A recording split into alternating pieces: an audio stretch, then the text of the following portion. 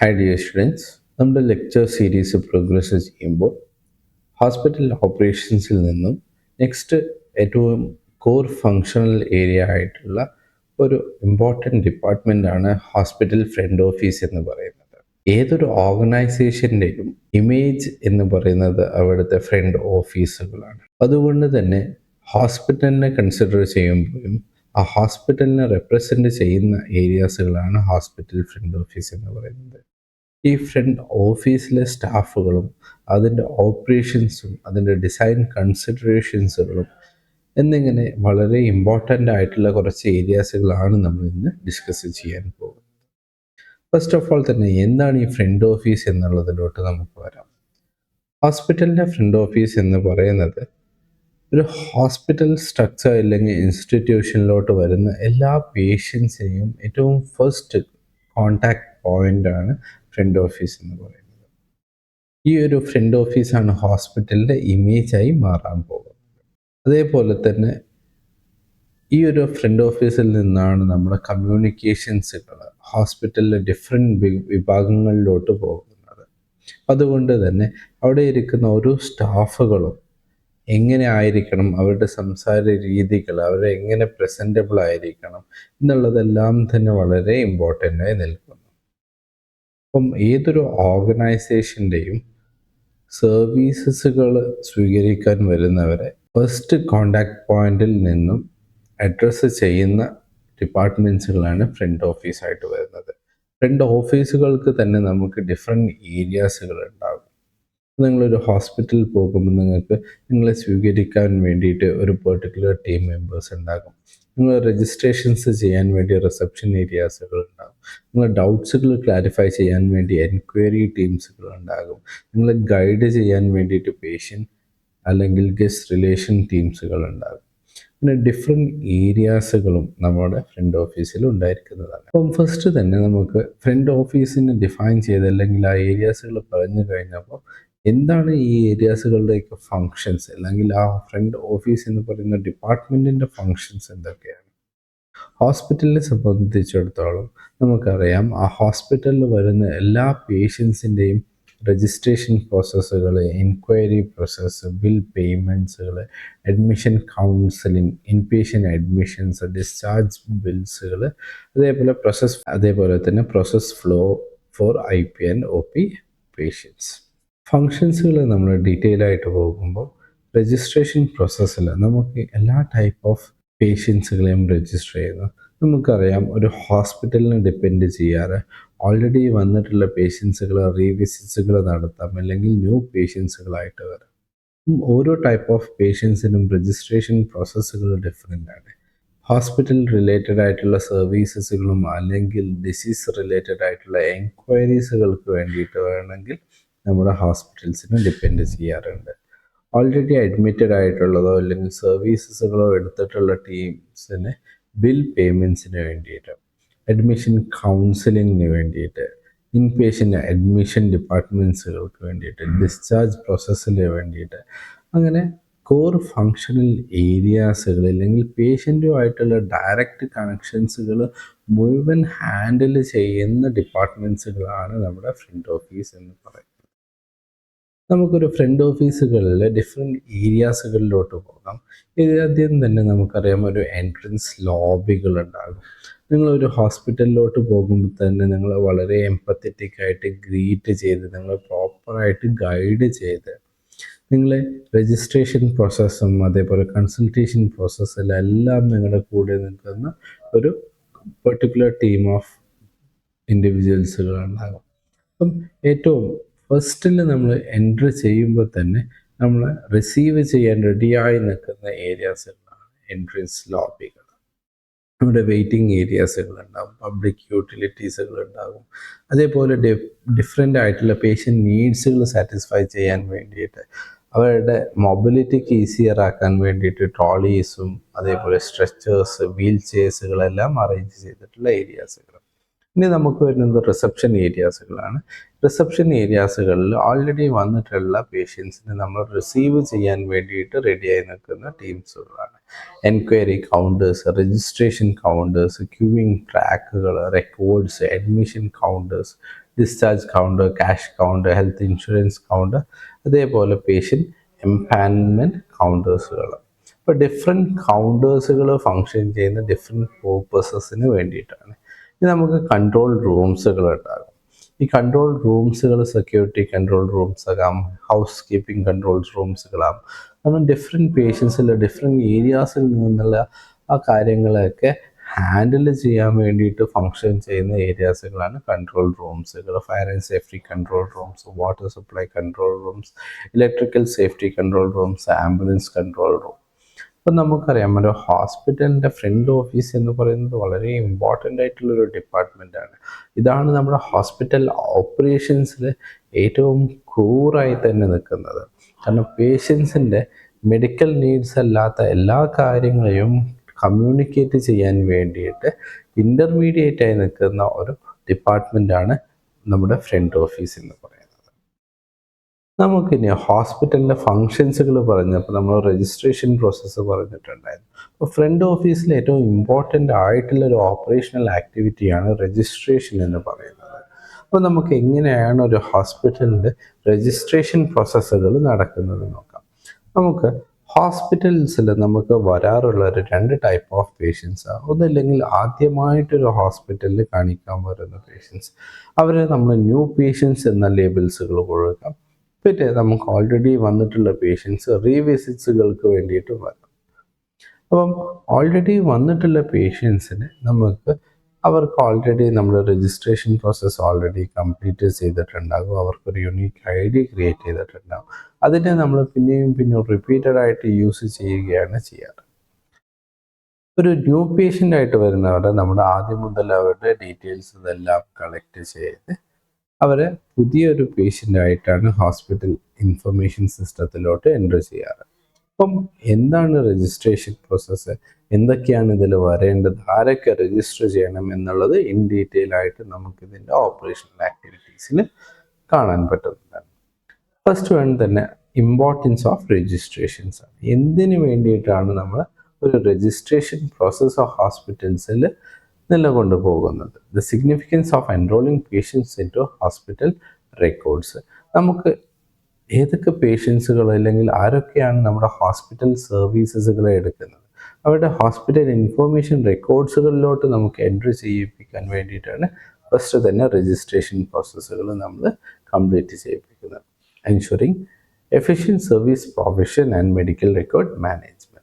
Better ആയിട്ടുള്ള സർവീസസുകൾ കൊടുക്കാൻ വേണ്ടിയിട്ട് അവരുടെ ഹിസ്റ്ററി കിട്ടിയിട്ടുണ്ടെങ്കിൽ മാത്രമാണ് നമുക്ക് ബെറ്റർ സർവീസസുകൾ പേഷ്യൻസിന് കൊടുക്കാൻ പറ്റുന്നത്. അതേപോലെ റെക്കോർഡ് മാനേജ്മെൻറ്റിന് വേണ്ടിയിട്ട്.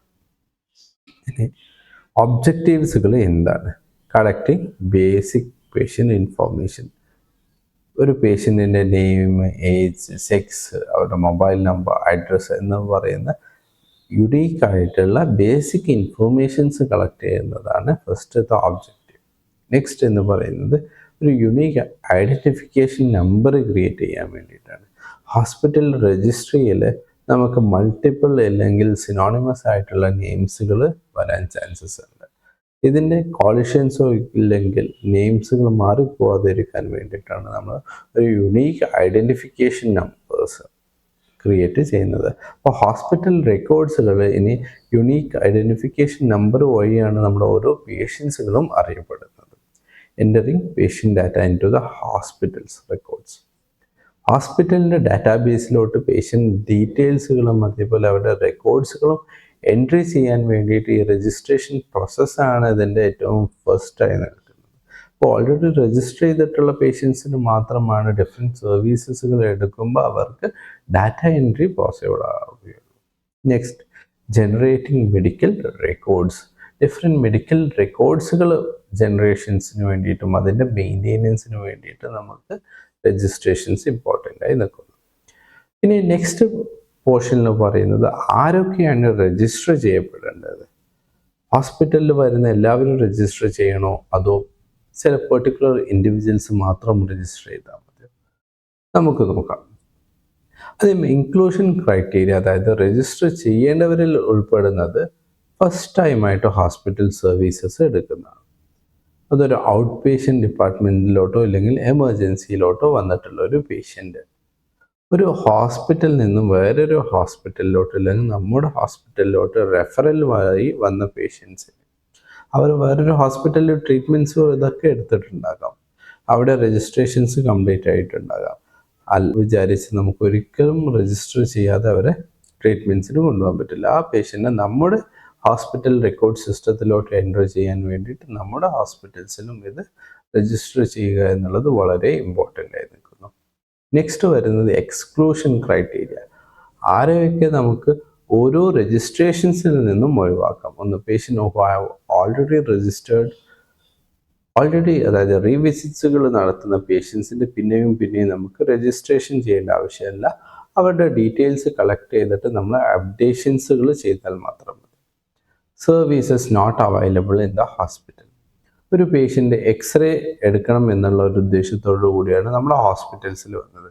പക്ഷെ നമുക്ക് എക്സ്റേ സർവീസ് ഇല്ലെങ്കിൽ അവരൊരിക്കലും നമുക്ക് രജിസ്റ്റർ ചെയ്യേണ്ട ആവശ്യമില്ല. സർവീസ് എന്തൊക്കെ കൊടുക്കാൻ പറ്റുമോ ആ സർവീസസിന് വരുന്നവരെ മാത്രമാണ് നമ്മുടെ ഹോസ്പിറ്റൽ റെക്കോർഡ്സിൽ ഡാറ്റ എൻട്രി ചെയ്യേണ്ട ആവശ്യം വരുന്നുള്ളൂ. Next, patient what in dead conditions. Already മരണപ്പെട്ട ഒരവസ്ഥയിൽ വരുന്ന പേഷ്യൻസിന് അല്ലെങ്കിൽ കൊണ്ടുവരുന്ന പേഷ്യൻസിന് നമുക്ക് രജിസ്റ്റർ ചെയ്യേണ്ട. അതിന് നമുക്ക് ബോട്ട് ഇൻ ഡെഡ് പോളിസി എന്ന് പറഞ്ഞിട്ടുള്ള വേറെ തന്നെ ഒരു പ്രൊസീജിയർ ഓഫ് രജിസ്ട്രേഷൻസ് ഉണ്ട്. ആ ഒരു പ്രൊസീജിയറിലോട്ടാണ് നമ്മൾ കടന്നു പോവുക. Next, timing of registration. ഒരു പേഷ്യൻ്റ് ഹോസ്പിറ്റലിലോട്ട് എൻട്രി ചെയ്യുമ്പോൾ ഏത് ടൈമിങ്സിലാണ് നമ്മൾ അവരെ രജിസ്റ്റർ ചെയ്യേണ്ടത്? നമ്മൾ അവരുടെ ട്രീറ്റ്മെൻറ്റ്സ് കഴിഞ്ഞ് പോകുമ്പോൾ രജിസ്റ്റർ ചെയ്താൽ മതിയോ, അല്ലെങ്കിൽ ഫസ്റ്റായിട്ട് തന്നെ രജിസ്റ്റർ ചെയ്യണോ? ഓക്കെ, അപ്പം നമുക്ക് രണ്ട് ടൈപ്പ് ഓഫ് കാറ്റഗറി പേഷ്യൻസ് ആണുള്ളത്. ഒന്ന് എന്ന് പറയുന്നത് ഔട്ട് പേഷ്യൻസുകളാണ്. ഓക്കെ, ആംബുലേറ്ററി ആയിട്ടുള്ള പേഷ്യൻസിനെ നമുക്ക് ബിഫോർ സർവീസസുകൾ, അതായത് ഒരു സർവീസസുകൾ എടുക്കുന്നതിന് മുന്നേ തന്നെ അവർ രജിസ്ട്രേഷൻ പ്രോസസ്സ് കംപ്ലീറ്റ് ചെയ്യണമെന്നുള്ളതാണ്. എമർജൻസി കെയറിൽ വരുന്ന പേഷ്യൻസിന് നമുക്ക് ഈ ഫസ്റ്റ് ട്രീറ്റ്മെൻറ്റ്സുകൾ കൊടുക്കാം. അതിന് ശേഷമോ ഇല്ലെങ്കിൽ ഇൻ ബിറ്റ്വീനോ ആയിട്ട് നമുക്ക് ബൈസ്റ്റാൻഡേഴ്സോ ഇല്ലെങ്കിൽ പേഷ്യൻ്റ് കോൺഷ്യസോ ആകുമ്പോൾ രജിസ്ട്രേഷൻ പ്രോസസ്സ് കംപ്ലീറ്റ് ചെയ്യാൻ പറ്റുന്നതാണ്. കാരണം ഈ ഒരു രണ്ട് ഡിപ്പാർട്ട്മെൻറ്റിൽ നിന്നാണ് നമുക്ക് ഹോസ്പിറ്റലിലോട്ടുള്ള വർക്ക് ലോഡ്സുകളോ അതോ പേഷ്യൻസുകളോ എൻട്രി ചെയ്യപ്പെടുന്നത്. അതുകൊണ്ട് തന്നെ എമർജൻസിയിലെ രജിസ്ട്രേഷൻ പ്രോസസ്സും ആ ഒരു ഔട്ട് പേഷ്യൻ്റ് ഡിപ്പാർട്ട്മെൻറ്റിലെ രജിസ്ട്രേഷൻ പ്രോസസ്സും എൻറ്റയർലി ഡിഫറെൻ്റ് ആണ്. നെക്സ്റ്റ്, രജിസ്ട്രേഷൻ പ്രോസസ്സുകൾ നമ്മൾ എങ്ങനെയാണ് ചെയ്യാൻ പോകുന്നത്? രജിസ്ട്രേഷൻ ഫോംസുകൾ നമുക്ക് ലഭിക്കുന്നു. നമ്മളൊരു ഹോസ്പിറ്റലിൽ എൻട്രി ചെയ്ത് നമ്മുടെ ആവശ്യങ്ങൾ പറഞ്ഞ് നമ്മുടെ സർവീസസുകൾ അവൈലബിൾ ആയിട്ടുണ്ടെങ്കിൽ നമ്മുടെ റിസപ്ഷനിസ്റ്റുകൾ നമുക്ക് ഒരു ഫോം അവൈലബിൾ ആക്കി തരുന്നു. നമ്മുടെ ബേസിക് ഡീറ്റെയിൽസുകളൊക്കെ ഫില്ലപ്പ് ചെയ്ത് അവർക്ക് തിരിച്ച് നൽകി കഴിഞ്ഞിട്ടുണ്ടെങ്കിൽ ഈ ഡാറ്റ വെച്ച് അവർ നമ്മുടെ രജിസ്ട്രേഷൻ പ്രോസസ്സുകൾ ഇനീഷ്യേറ്റ് ചെയ്യുന്നു. ബേസിക് ഡീറ്റെയിൽസും ഇതെല്ലാം എൻട്രി ചെയ്യുന്നതോടുകൂടി നമ്മുടെ ഹോസ്പിറ്റൽ ഇൻഫർമേഷൻ സിസ്റ്റത്തിൽ നമുക്കൊരു യുണീക്ക് ID ക്രിയേറ്റ് ചെയ്യുന്നു. നമ്മുടെ ആധാർ കാർഡോ ഇല്ലെങ്കിൽ ഇലക്ഷൻ കാർഡോ പോലെ ഒരു യുണീക്ക് ഐഡൻറ്റിഫിക്കേഷൻ നമ്പർ വച്ചിട്ടാണ് പിന്നെ നമ്മൾ ഓരോ പേഷ്യൻസിനെയും ഐഡൻറ്റിഫിക്കേഷൻസ് ചെയ്യുന്നത്.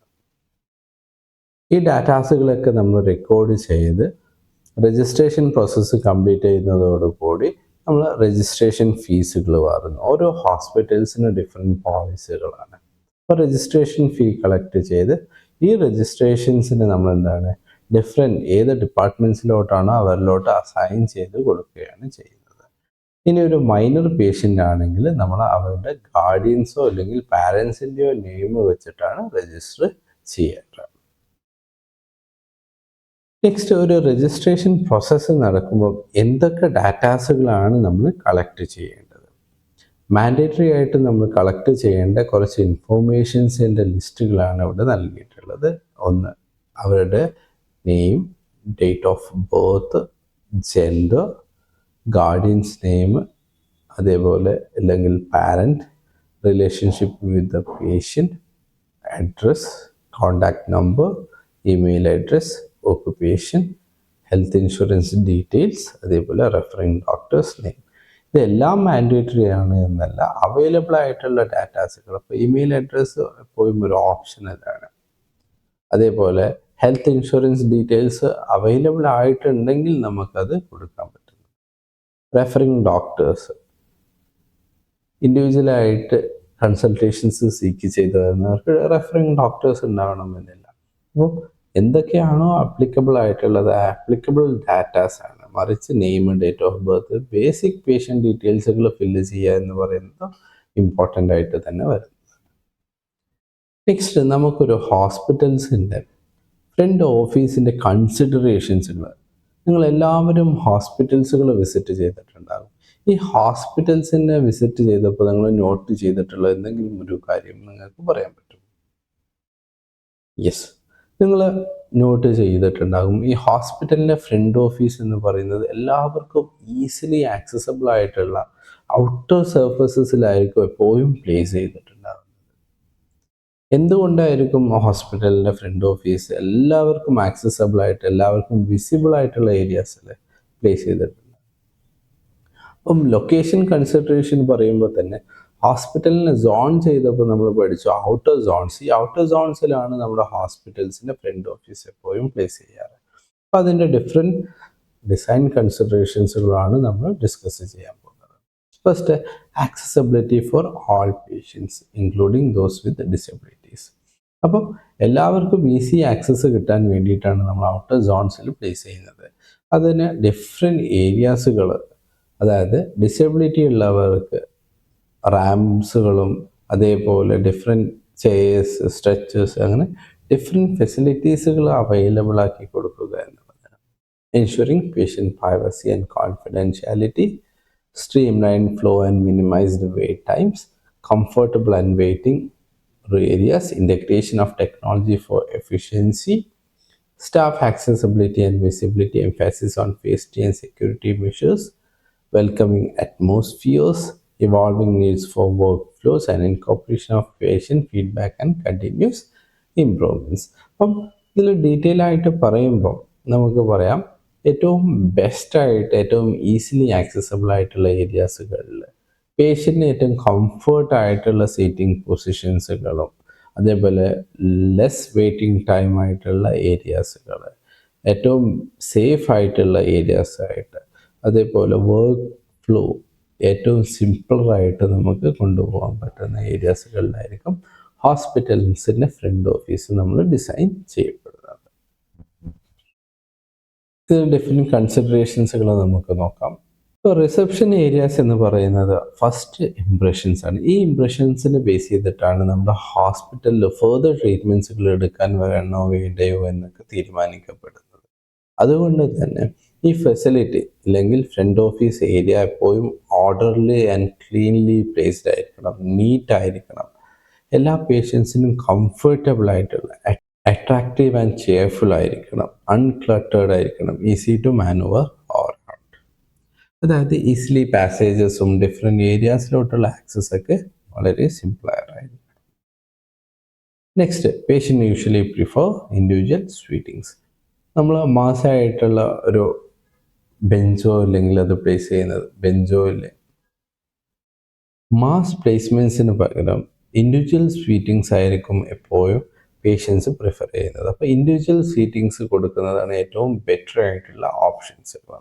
അതേപോലെ ഏറ്റവും നല്ല ലൈറ്റിംഗ്, വെന്റിലേഷൻസ്, ടെമ്പറേച്ചർ കൺട്രോൾസുകൾ, റെയിൻവേസും ഹാങ് ഔട്ട് കോഴ്സുകളും മാറ്റിവെക്കാനുള്ള ഏരിയാസ്, അവരുടെ വെയിറ്റിംഗ് ടൈമുകൾ കവറപ്പ് ചെയ്യാൻ വേണ്ടിയിട്ട് മാഗസിൻസും അല്ലെങ്കിൽ ഡിഫറെൻറ്റ് TVസുകളോ ഓഡിയോ വിഷ്വൽ ടെക്നോളജീസുകളോ വെച്ചിട്ട് നമുക്ക് അവരുടെ ടൈം മാനേജ്മെൻറ്റ് ചെയ്യാനുള്ള ഏരിയാസായി മാറുക.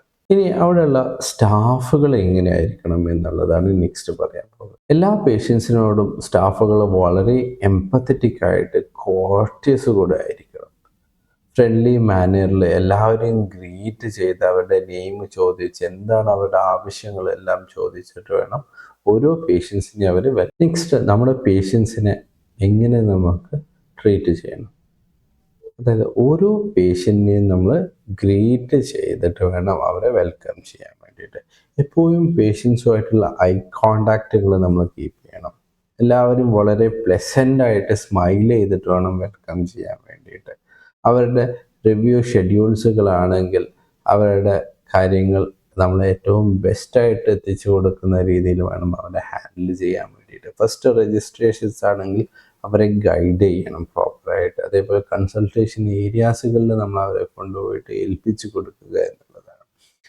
എപ്പോഴും പേഷ്യൻസിനെ വിളിക്കുമ്പോൾ അവരുടെ നെയിംസ് വെച്ചിട്ട് വിളിക്കുന്നതാണ് ഏറ്റവും ബെസ്റ്റായിട്ടുള്ള പ്രാക്ടീസസ് എന്ന് പറയപ്പെടും. അതേപോലെ അവർ ഒരിക്കലും മിസ്റ്റേക്കിൻലി നെയിംസുകൾ വിളിക്കാതെ പ്രോപ്പറായിട്ടുള്ള നെയിംസുകൾ നിങ്ങൾക്ക് വായിക്കാൻ പറ്റുന്നില്ലെങ്കിൽ എന്താണ് എന്നുള്ളത് ചോദിച്ചിട്ട് വേണം അവരോട് ഓരോ പേഷ്യൻസിൻ്റെയും ഇവൻസുകൾ ഓർത്ത് വെക്കുക. റിപ്പീറ്റഡ് ആയിട്ടുള്ള വിസിറ്റ്സുകളിൽ അവരെ എപ്പോഴും സ്മൈൽ ചെയ്ത് ഗ്രീറ്റ് ചെയ്ത് അവരോട് കാര്യങ്ങൾ അന്വേഷിച്ചിട്ട് വേണം പേഷ്യൻസിനോട് എപ്പോഴും വെൽക്കം ചെയ്യാൻ വേണ്ടിയിട്ട്. ഇതൊരു പ്ലെസൻറ്റ് ഫീലിംഗ് അവർക്ക് തന്നെ ക്രിയേറ്റ് ചെയ്യും. ഇനി വെൽക്കം ചെയ്യുന്നത് പോലെ തന്നെ ഇമ്പോർട്ടൻ്റ് ആണ് പേഷ്യൻറ്റിനെ ഹോസ്പിറ്റലിൽ നിന്നും പറഞ്ഞയക്കുമ്പോൾ. ഹോസ്പിറ്റലിൽ നിന്നും നമ്മൾ അവരുടെ സർവീസസ് എടുത്ത് തിരിച്ചു പോകുമ്പം അവരോട് ഫീഡ്ബാക്സുകൾ എടുക്കുക. എന്തെങ്കിലും സിറ്റുവേഷൻസ് വേഴ്സൺ ആയിട്ടുണ്ടെങ്കിൽ ഇത് സോൾവ് ചെയ്യാൻ വേണ്ടിയിട്ട് അവരുടെ സജഷൻസുകൾ എടുക്കുക. അതേപോലെ അവരെ ഗ്രീറ്റ് ചെയ്യുക, ഫ്രണ്ട്ലി, ഏറ്റവും ബെസ്റ്റായിട്ടുള്ള റിക്കവറിക്ക് വേണ്ടിയിട്ട് പ്രാർത്ഥിക്കാൻ വേണ്ടി അവരെ പ്രോപ്പറായിട്ട് ഹെൽപ്പ് ചെയ്യുക. അതേപോലെ ഏറ്റവും പെട്ടെന്ന് തന്നെ റിക്കവറി ചെയ്യട്ടെ എന്നുള്ള ഹോപ്പ് അവർക്ക് കൊടുക്കുക. അപ്പം നമ്മുടെ ഒരു ഹോസ്പിറ്റലിലെ ഫ്രണ്ട് ഓഫീസും അവിടുത്തെ സ്റ്റാഫുകളുമാണ് നമ്മുടെ ഹോസ്പിറ്റൽസിനെ റെപ്രസെൻ്റ് ചെയ്യുന്നത്. ആ ഹോസ്പിറ്റൽ ഫ്രണ്ട് ഓഫീസ് എന്ന് പറയുന്നത് വളരെ ഇമ്പോർട്ടൻ്റ് ആയിട്ടുള്ള ഏരിയയാണ്. അപ്പോൾ കൺക്ലൂഡ് ചെയ്യുമ്പം നമുക്കറിയാം ഹോസ്പിറ്റൽ ഫ്രണ്ട് ഓഫീസ് എന്ന് പറയുന്നത് നമ്മുടെ ഹോസ്പിറ്റലിൽ ഒരു പൈവറ്റൽ റോള് തന്നെ വഹിക്കുന്നതാണ്. കാരണം പേഷ്യൻ്റ് എക്സ്പീരിയൻസുകൾ നമുക്ക് ഈ ഒരു ഏരിയാസിൽ നിന്നാണ് നമുക്ക് ഡെലിവറി ചെയ്യാൻ പറ്റുന്നത്, അതേപോലെ മനസ്സിലാക്കാൻ പറ്റുന്നത്. അപ്പം ഫ്രണ്ട് ഓഫീസുകൾ നമുക്ക് ഇന്ന് ഫങ്ഷൻ ചെയ്ത് വരുന്നത് ഡിഫറെൻറ്റ് ഏരിയാസുകളിലോട്ടാണ്. അപ്പം അതുകൊണ്ട് തന്നെ ഏറ്റവും പേഷ്യൻ്റ് സെൻട്രിക് ആയിട്ടുള്ള ഒരു ഏരിയയാണ് ഹോസ്പിറ്റൽ ഫ്രണ്ട് ഓഫീസ് എന്ന് പറയുന്നത്. അപ്പോൾ ഏറ്റവും ബെസ്റ്റ് വേയിൽ നമ്മുടെ ഹോസ്പിറ്റലിൽ പ്രസൻറ്റ് ചെയ്യാൻ പറ്റണമെങ്കിൽ അത് ഫ്രണ്ട് ഓഫീസിലൂടെയാണ് നമുക്ക് ഏറ്റവും ബെസ്റ്റായിട്ട് തന്നെ പ്രസൻറ്റ് ചെയ്യാൻ പറ്റുന്നത്. ഓക്കെ, നിങ്ങളുടെ ഡൗട്ട്സുകൾ ചോദിക്കാൻ വേണ്ടിയിട്ട് ലൈവ് സെഷൻസിലോട്ട് വേണ്ടിയിട്ട് നിങ്ങൾ പ്രിപ്പയർ ആയിരിക്കും.